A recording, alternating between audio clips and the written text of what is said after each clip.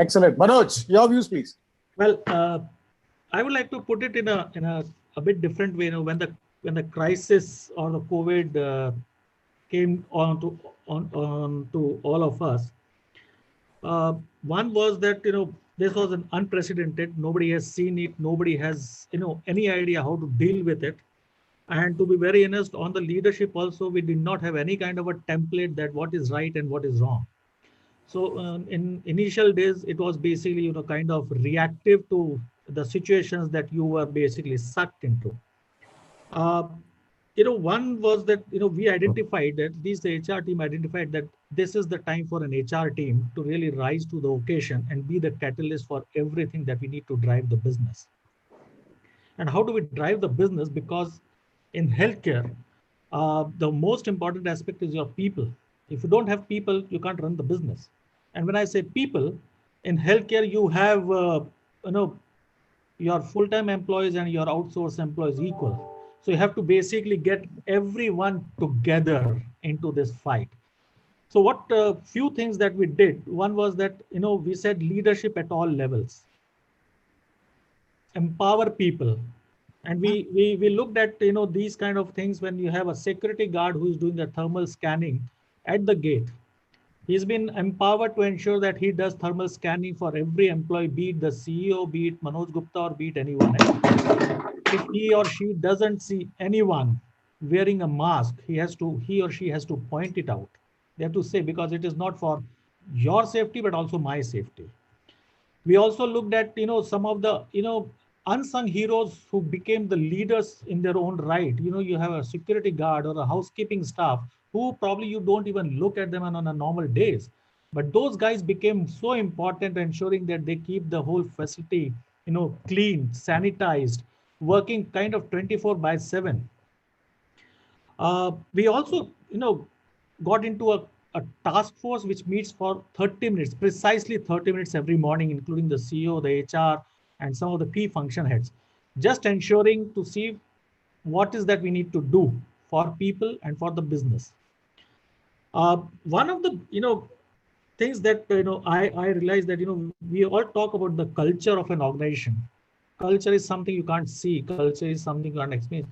But what I believe that culture and organization is always experience. It comes to the forefront when you are going through a crisis. That is where you see everyone pitching in together and saying, "This is my fight. This is not company's fight."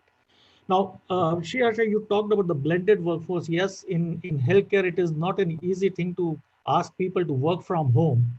But we created we tried a pilot that, okay, we'll have not everyone coming to office on a daily basis. We have, we created a roster as a pilot for a week and say, okay, can we get these kind of people coming to office, and then they go back and work from home and others come. And it was a very successful model. And in between, because we are based out of Gurgaon, we had other challenges of frequent border sealing between Delhi and Gurgaon, Noida and Gurgaon, and all those kind of things happening. What we said, we cannot close our hospital just because we cannot get our own people. So we managed to get at least we identified those 50, 80 staff right from my full-time staff, and we put them in a hotel for 3 weeks to 4 weeks. They were taken care by the organization in terms of their accommodation, because we also wanted to ensure that they are safe when they go back to their families. We don't want them to be worried that, am I carrying a virus to my family? We wanted to be absolutely clear about that.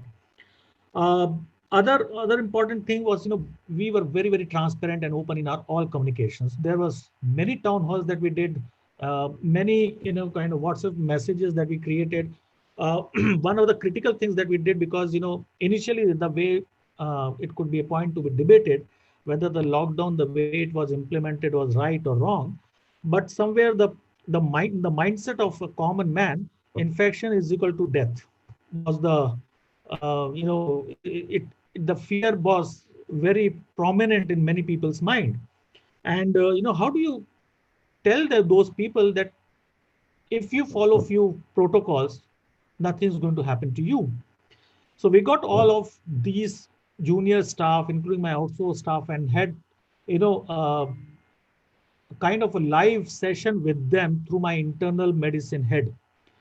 She telling those people what is COVID, how does it spread, how can you be infected, what are the do's and don'ts, each and everything. And when the way she actually communicated, and the doctor who was actually leading, who is the doctor who is actually leading the fight in COVID and taking care of our patients, when she's talking to those people, you can see the motivation at a different level altogether. Uh, another aspect that I realized that, every crisis that the world has seen, the world has become a better place. Better. And we kind of become, a new normal, what we say, about 2 decades back when we had the 9/11 crisis. We all got into the new way of boarding an aircraft, go through 10 types of securities and do that and do that. And we became much more aware, much more vigilant to see if something is lying unattended, and we'll go and inform at least the CISF or someone. So this will again become a norm, and I'm again very optimistic. So we might go back to the olden days of pre-COVID, and everything will be normal. We might get into live sessions rather than webinars, talking to face to each other. That will happen, but I think people will have got much more understanding of can't take life for granted. There are many things that people have understood in during this lockdown and work from home, of understanding each other. We also got into a lot of mental well-being of our own staff, not through our own internal counselors and psychologists, but also we tied up with some external agencies, giving them an app, and probably they wanted to just talk to someone, because I don't want to talk to staff on my own hospital. My identity might be exposed.